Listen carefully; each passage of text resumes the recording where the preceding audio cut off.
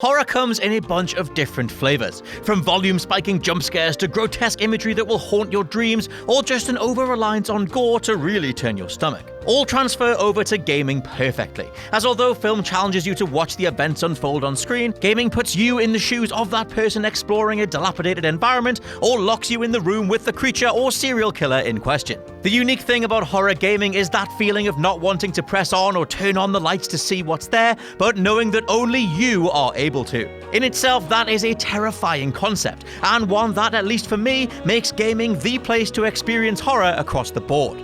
I'm Scott from WhatCulture.com, and these are 10 times video games did horror better than movies. Number 10, realizing someone is watching. Slender, The 8 Pages. Birthed by creator Eric Knudsen for an online competition where photos had to be altered to look like they featured spooky activity, his images were accompanied by what read like real-world accounts of people who had come into contact with Slender Man. The creations and photos went viral, as Knudsen supplemented the hype with an origin story and more fake documents to propagate the idea that Slender was a real demon who abducted children with his persistent silence and outstretched arms. The 8 Pages then was the first incarnation of the mythos, kickstarting a first-person horror revolution we're still in the middle of.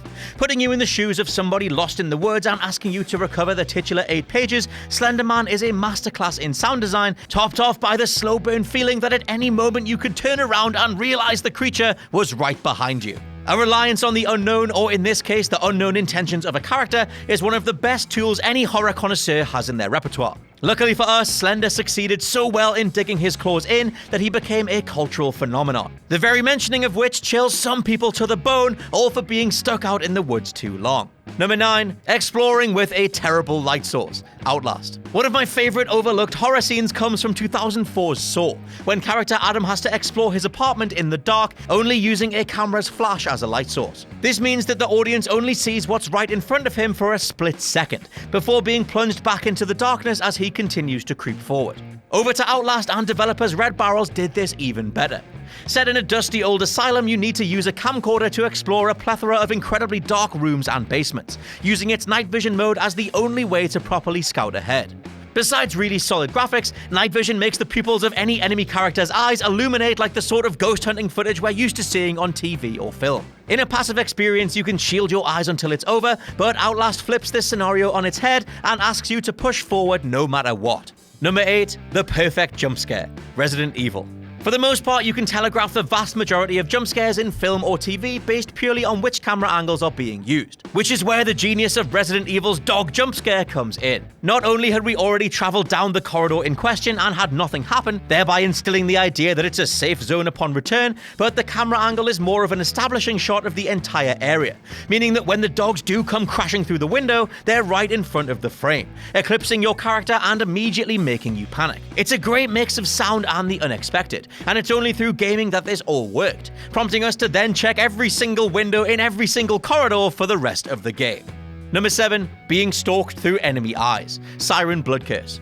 Released in many parts on the PlayStation Store back in 2008, the SIREN series is one of those hidden gems that those who have dabbled in its world of Japanese horror and characterful story are screaming to the rafters for the rest of you to try out. The main gameplay hook, and something that's never been done better, is called sightjacking, the ability to tune into other characters' fields of view as you attempt to sneak through various broken homes and shantytowns. Because you can't sightjack and move at the same time, it gets really interesting as you very meticulously switch between any number of foes to try and ensure that you'll be able to make a break for the next opening, only to find one of the Shibito zombies staring right at you from behind. One particular highlight is when you're trapped in a hospital as young girl Miyako, and must navigate the many tight corridors and interlocking rooms with a whole group of Shibito ambling around above, below, and all around you. Sightjacking this many foes is a nightmare to keep track of, and at no point do you feel remotely comfortable.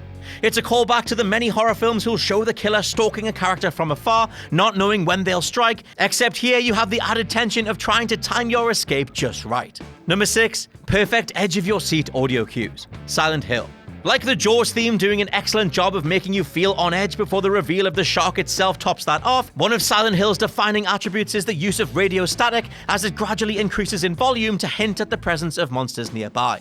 It goes hand in hand with another signature trait that came completely by accident, that of the fog blanketing the city. Although it was actually a technical limitation of the time rather than an artistic decision, this created a unique sense of dread as we tried to make out the shapes of monsters and demons, all as the radio crackled away underneath. From the nightmarish Pyramid Head who appears in Part 2 thanks to main character James Sutherland's twisted mind, to the size and scope of the town itself, which takes you everywhere from hospitals to hotels and even theme parks, all being made to look as hauntingly disturbing as possible. Playing on the level of immersion that you feel when acting out the part of the intrepid hero exploring ahead, it's the accompanying sounds that kick in just when you think you're safe that drive home the knowledge that you're really not alone.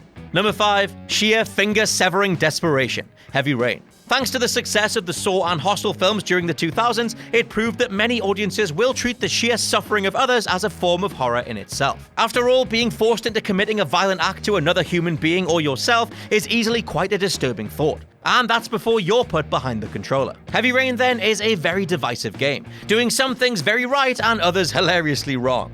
However, if you've managed to get on board with the plight of Ethan as he attempts to save his son, you then felt every bit of agony he went through as the origami killer demands he cut off a portion of his finger to show his devotion.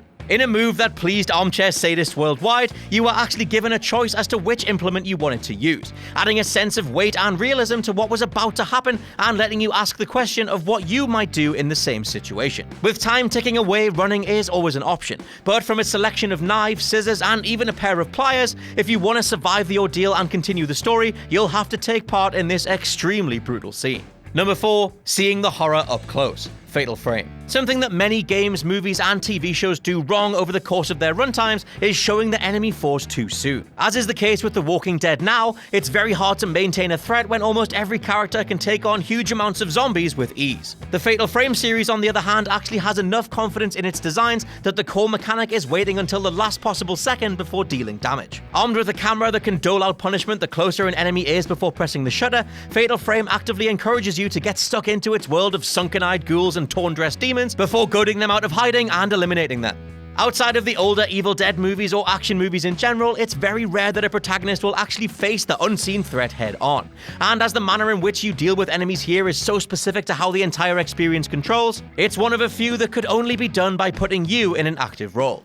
Number 3. Knowing there's something in the room with you. Amnesia: The Dark Descent. Thanks to the implementation of a sanity meter, Amnesia's characters Daniel and Justine will gradually get more terrified just by seeing certain set-piece imagery or the demons that populate the world you're exploring. They even get overcome with fear altogether if you spend too much time cowering in the shadows, so hiding won't help either. In short, it is a shockingly effective tactic that forces you to press on, almost as much as it does to take your time and prepare for what's ahead. One scene that tends to get mentioned a lot is when you find yourself in a pretty expansive chamber that's been partially flooded. It's here where many characters in horror films tend to look around the room and utter to each other, "There's something else in here with us," and in Amnesia's case, it's the surrounding water that gives the creature away. It kinda makes me think of the whole floor is lava game that you play as a kid. However, the only way to escape from this invisible horror is to clamber up on a set of boxes, leading to many instances of bracing for impact and screaming yourself to death when you fall back in. Number 2. Running for your life. Resident Evil 3 Nemesis. We've all had one of those nightmares where we're being pursued by some unseen lumbering horror, the one dominant force that in the dream world we know we just have to get away from at all costs. In Resident Evil 3 Nemesis, that creature is given a name and a face, and it is not pretty.